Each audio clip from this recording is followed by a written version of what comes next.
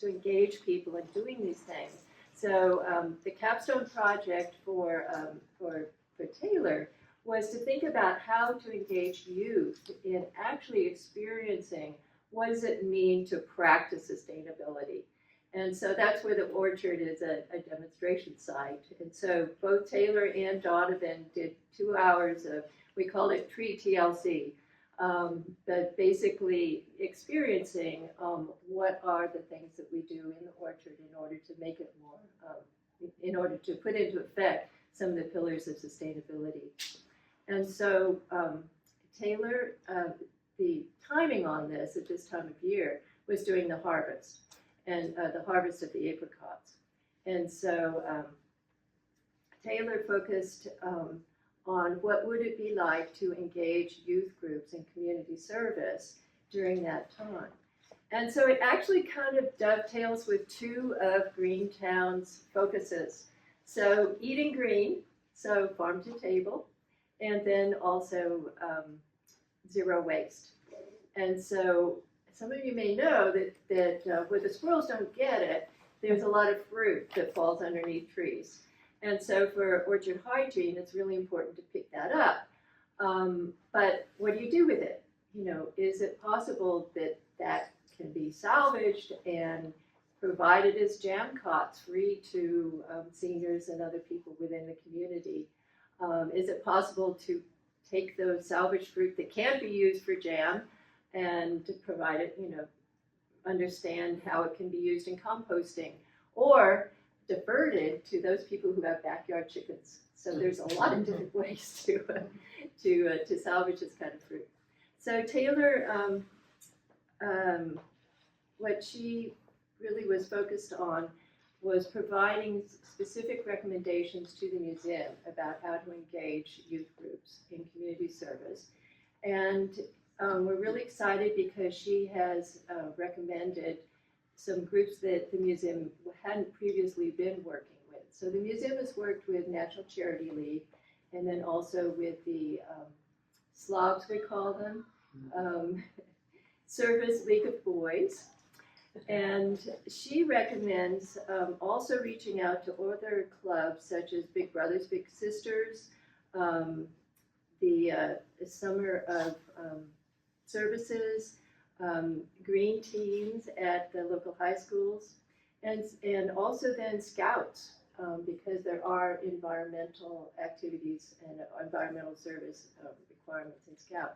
So by providing opportunities for young people to be engaged in these different, you know, sustainability projects, we're hoping to really, through GreenTown, to really promote that lifestyle of sustainability. And what this also does, since Taylor is from the Mountain View High School, this is also, I think, adding in some broadening the multicultural aspect of it. And so at the museum, there's really this dovetails with 2 of their focuses, which is multi-generational and then also multicultural. So with that little introduction on Taylor's project, I'd like to introduce Donovan Carlson. And he decided with his capstone to focus more on the recommendations for the Environmental Commission. Because it's actually on the work plan that the Environmental Commission provide outreach to residents about implementing the Climate Action Plan. So he's been looking at what's in the Climate Action Plan, how does that relate to sustainability, and then what could be some specific recommendations to the Commission. So this is, the title of this internship has been GreenScape's Changemaker. So this is really focusing on the Changemaker part. Donovan, take it away. Hi, I'm Donovan. So I grew up in nature, and I've always kind of believed in the importance of tangible, hands-on community action. And in the past, I've had experience with community outreach through Actera's Student Ambassador Program and public policy through Palo Alto's Youth Climate Advisory Board. And what I'm really hoping will come out of this capstone is to provide information to the Environmental Commission about which organizations to reach out to in order to educate residents about sustainable landscaping.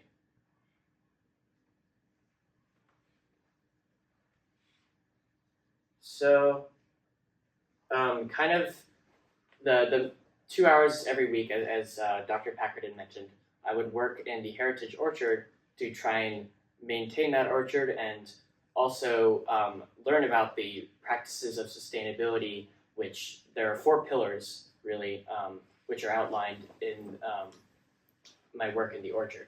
That being water efficiency, preserving pollinators, preserving soil fertility, and being zero waste. So with water efficiency, whenever we were watering the trees, we'd make sure to never water them for more than 5 minutes, because that was the measured amount of time that would be sufficient for making sure that the trees would grow while not overwatering them and not wasting any water.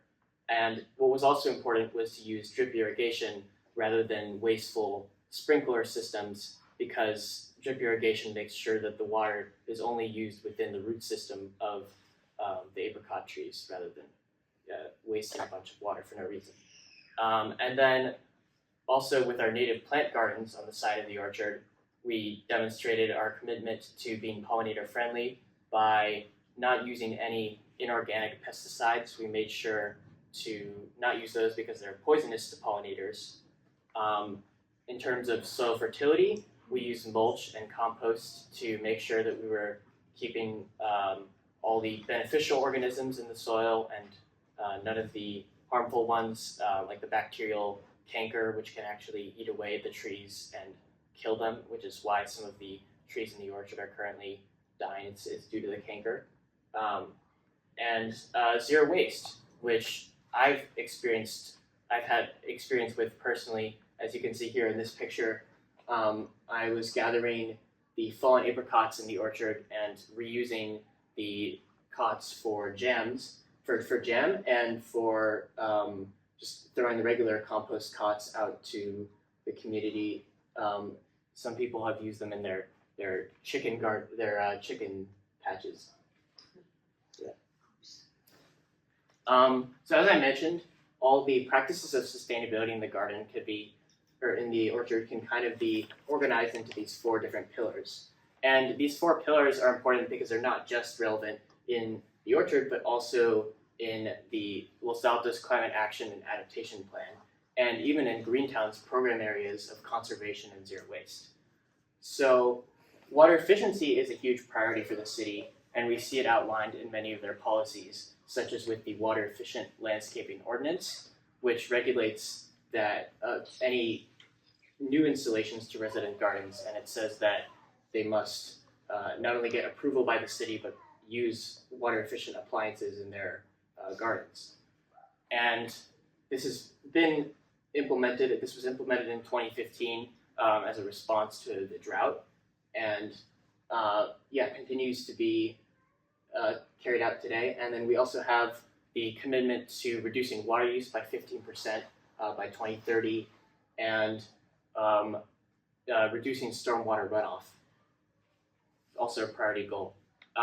In terms of being pollinator friendly, the green community section of the Climate Action and Adaptation Plan talks about how it's important to not use inorganic pesticides as we are in the city. And in terms of soil fertility, it talks about using mulch and the importance of composting to enrich soil.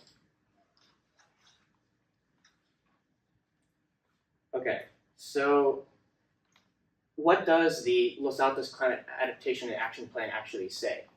Well, in kind of the green community section where it's talking about what can I do now, this is kind of involving residents in the strategic plan for addressing climate issues, which the city is using, by saying that if residents are to follow those kinds of 4 pillars of sustainability, they can make a difference in their own gardens. So we see this kind of shown in a diagram here, that there's the modes of addressing climate impacts are with mitigation and adaptation. So what lies at the intersection of the mitigation and adaptation are the most important things to focus on. Because water conservation, for instance, is, when used to its fullest, is effective for equipping communities for extreme weather. If we are to use drought-resistant plants in our gardens, we can resist droughts, and with having rain gardens and bioswales, we can reduce stormwater runoff. With green infrastructure, we can put in place native gardens, which will bring back native biodiversity, restore natural areas, and we should make sure that we're not wasting as well, so waste reduction. So when I was first trying to figure out what kind of project I should do to involve residents in the green community aspect of the CAP, I went to the Environmental Commission for advice on how I might best collect information for them if they wanted to do an outreach project to residents. And they kind of gave the suggestion of utilizing the demonstration gardens in the city as kind of a way to show what sustainable landscaping practices would look like interactively and with experts who in that field. So some of the modes of presenting those methods of green landscaping I collected during my interviews. And one of those was the Sustainability 101 course, which is basically would be run by experts like VG from the Foothill College of Horticultural and Environmental Design, which is basically she specializes specifically in irrigation design and landscape design. So if we were to have kind of some speaker series in which experts from local organizations could come and teach residents about these kinds of green landscaping and water efficient landscaping practices, it would be kind of more interactive and more effective at teaching residents how to implement it themselves. We also have kind of rebate pamphlets and infographics were other ideas that are proposed because there are a variety of rebates available from Valley Water and Cal Water, which all residents can apply for any kinds of new infrastructure in their homes. It will save them a lot of money, not only with the upfront investment of having to put in water efficient landscaping appliances, but also in the long run with their water bills. By using drip irrigation, even if it might cost a little bit more to put in the first place, even if you have to remove your sprinkler system, you'll be saving water in the long run because you're not wasting as much anymore. And then infographics, we would use illustrations or any kinds of other ways of showing exactly what the green landscaping would look like to make it a little bit more interactive. And then we also threw around the idea of a greenscaping fair. There was a Living Electric fair actually, which happened and was very successful in engaging residents with electric appliances and kind of showing them interactively what it would look like in their homes. So we were thinking that maybe if we were to do the same thing with green landscaping, it could be effective in that same way. So this is just a list of all the potential partners that I was able to either interview or just who have general knowledge about sustainable landscaping. We have Grassroots Ecology, GreenTown Los Altos, California Native Plant Society, Valley Water and Cal Water, as I mentioned, they have knowledge of rebates, but they also have knowledge, they have several available resources, including infographics about how to install water efficient landscaping in your gardens. We have Los Altos History Museum, we have Foothill College. Foothill College is really useful because unlike some larger colleges, the people there really specialize in very specific elements of sustainability. As I mentioned, VG with irrigation design. So they'll really be able to work more directly with residents. And then California Sisters Landscapes, which is one organization that has a lot of available resources on drought tolerant and native plants, fire resistant plants.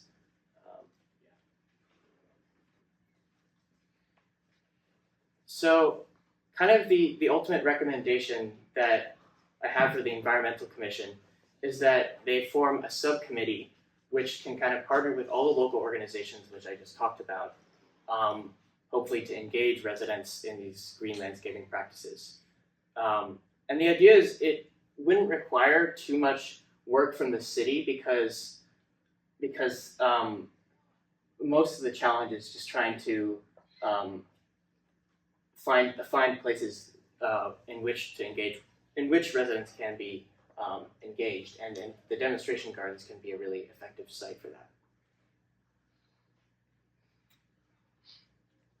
Thank you.